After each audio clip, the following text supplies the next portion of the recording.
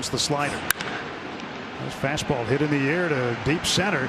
Chasing it back toward the corner, and Bellinger tracked it down. I'm not even exaggerating when I say this. Cody Bellinger is probably, I would say, one of 7 human beings on all of planet Earth that could have made that catch. But I wanted to start the video off with a Dodgers clip because today is Jackie Robinson Day. I'm going to say this right now. If Jackie Robinson never stepped onto a baseball diamond, I think that baseball would have never been as popular because we would have never had Barry Bonds, Ken Griffey Jr., Mookie Betts, who might be the second best player in all of baseball, right behind Mike Trout. So I wanted to commemorate it. There's also a few things that involve Jackie Robinson aside from Jackie Robinson Day because the Mets took the field yesterday, but they only stayed on the field for 42 seconds and then they came off the field. Manfred got exposed right before that game. We also have some other stories about Clayton Kershaw making MLB history, as well as Francisco Lindor might be staying with the Indians. He posted something to Instagram. We're going to dissect it today because it made me so happy. But without further ado,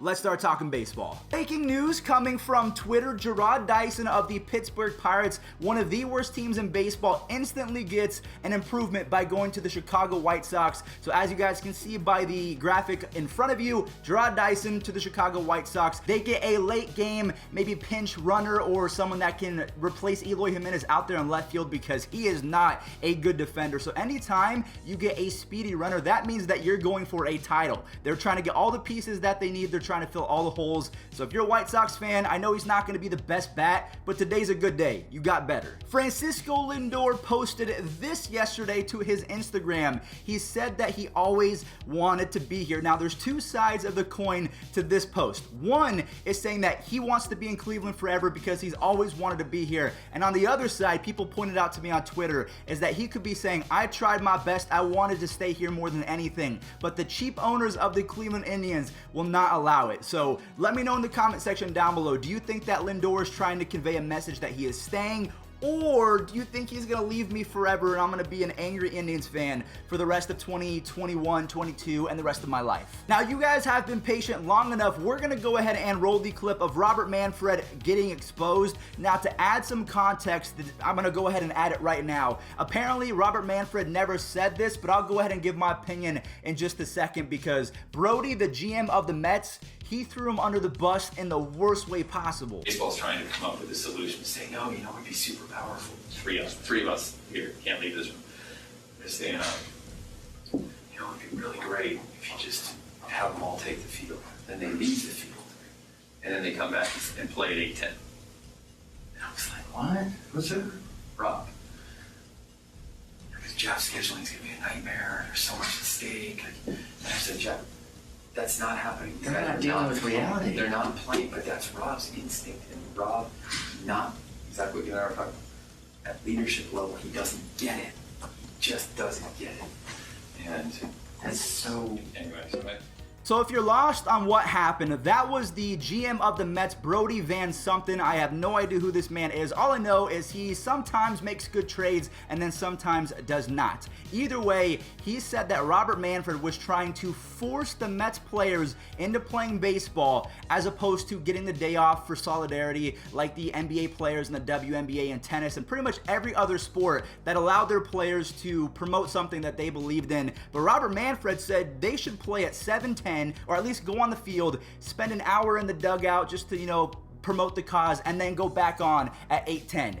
Ooh, this was not a good look. Even celebrities like Dylan O'Brien, I think you might know him from Maze Runner. He's not in Percy Jackson. I don't know why people always confuse Logan Lerman and Dylan O'Brien. Either way, that's not the point of today's video. I texted a few players, I'm not going to name names, but they agreed that this was a bad look. Now, I don't think that Robert Manfred is going to get fired simply on the basis that the Wilpons, the guys that own the Mets, they came out and said that Brody misinterpreted the conversation. It should have never left the room. I mean, it was even evident Brody said, us three doesn't leave the room, and it left the room. This was the worst situation possible, and really only the Mets could pull this off. And also, in regards to the apology to Robert Manfred, Wilpon, the owner of the Mets, misspelled his GM's name. Brody is with an I-E, not Y. they couldn't even get that right. I'd love to hear your feedback on that story. Do you think that Robert Manfred actually said that, or do you think that all of the other guys are trying to save face and make sure that Robert Manfred does not get fired? Because if this comes out that he did in fact say this, the entire baseball community is going to go up in flames and they're going to try and replace this guy. Robert Manfred, again, he seems like a nice guy, but he has not done a good job of promoting the game of baseball, and that is his biggest offense. Moving on to the actual highlights from yesterday, the theme from yesterday was doubleheaders, and bear with me because YouTube no likey doubleheaders. They consider Game 1 and Game 2 to be the same piece of content, so I'm going to try my best to show all of the action. We have to start off with the Padres game because Manny Machado is back to being Orioles Manny Machado. He lifted off for 2 home runs and 4 RBIs in game number 1. But the main story from yesterday, Fernando Tatis Jr. joined elite company. He hit a home run to the roof of a building. Check this out. And he hits a high drive to deep left field, down towards the pole. That ball is up and it is gone on top of the Western Metal Supply Company building. The breaking ball at the top of the strike zone. He knew it right off the bat. Skipping off the top of the Western Metal Supply Company building. So at this point, you have to ask yourself, is Mike Trout the face of baseball, or is it this 21-year-old kid, Fernando Tatis Jr.? He's showboating and having fun. He's hitting the roof of buildings. I mean, he makes me feel bad about being 24 because he's that good at 21. And then how could we forget? Will Myers ends the game with a 3-run bomb in the 7th as they cap a 10-7 victory over the Mariners. Machado is now up to 11 home runs and 27 RBIs after a Game 2 home run. But the Padres, in fact, do not win Game number 2 as Sam Haggerty and Jose Marmolejos, I hope I said that right, he drove in 4 RBIs, so he matched Manny Machado. The Mariners do end up winning by a score of 8-3.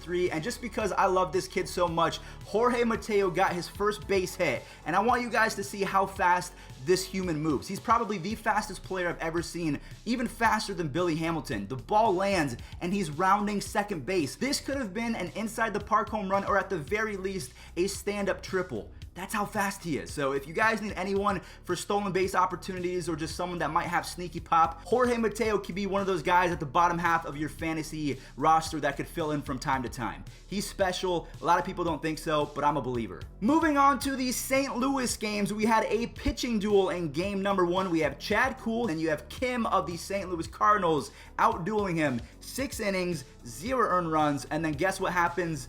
Yeah, Kim gets his start ruined as Cole and Reynolds come all the way back for a 4-3 victory. And in game number 2 was kind of the same story. The Pirates then shut it down, so they went back-to-back games as Cody Ponce goes 5 2/3 innings with 0 earned runs, and then he gets RBIs from Eric Gonzalez and Adam Frazier. I mean, the Pirates, nice little mini sweep in that doubleheader. Again, all of the games from yesterday were doubleheaders, so don't go anywhere just yet. We're going to talk about the Dodgers and how Clayton Kershaw made MLB history yesterday. Clayton Kershaw was on the bump yesterday. He goes 6 innings and does not allow a single earned run as Cody Bellinger made that insane catch, and then the rest of the Dodger squad, they put in some work as they win 7-0. And the history part comes in when Clayton Kershaw is the winningest left-handed pitcher in Major League Baseball history. He doesn't have the most wins, but he has the best winning percentage ever if you're talking about left-handed pitchers. Better than Sandy Koufax, better than Randy Johnson, better than any other lefty that you can think of. He's number 1.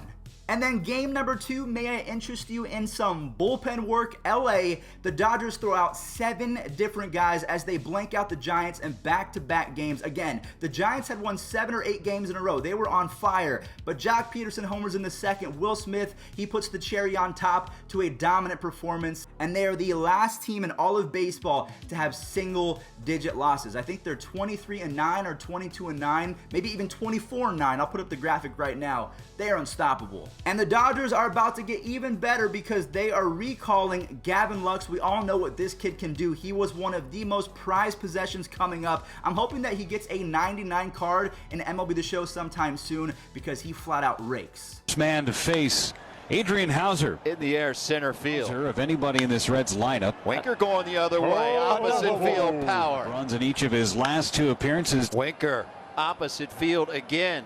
Did he? Did he? Wow. He did! Jesse Winker, second home run of the game. Moving on to the final doubleheader from yesterday, we have the Reds getting a massive W in game number 1 as Castellanos and Winker driving 5 of the 6 runs, and then Sonny Gray only needed 2 of those runs. In 5 innings, he did not allow a single earned run, but the bullpen came in and kind of gave up a few. Now, Shogo Akiyama, I'm going to put up his stats right now because he got a bunch of money to hit 195 with a 279 on-base percentage. That is not good. In fact, that's kind of awful, so I'm hoping that he picks it up. Otherwise, the Reds will have wasted a ton of money on that. Moving on to the final game, game number 2, Wade Miley got a bunch of money as well, and he finally delivers his first quality start. I put that in quotations because he only went 4 innings, but he allowed 1 hit, did not allow any earned runs. And then can we talk about Lucas Sims? He dominates yet again. 2 innings, 0 earned runs. His ERA and whip on the season are .69.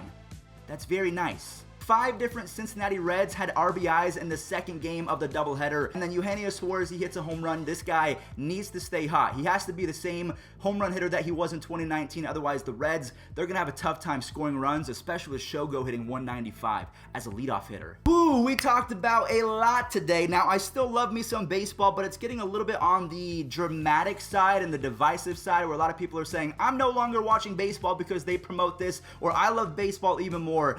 I would, again, recommend that you guys educate yourselves. If you're on the left or the right, it doesn't really matter. The main thing is to be a good person, enjoy the game of baseball, and try and just leave it at that. And that's what we're going to do on this channel. We're going to talk about it, but we're not going to be divisive about it. So thank you guys for watching. Stay safe out there. Happy Jackie Robinson Day, and enjoy this day in MLB history. Hit hard to left field at the 380 mark and beyond.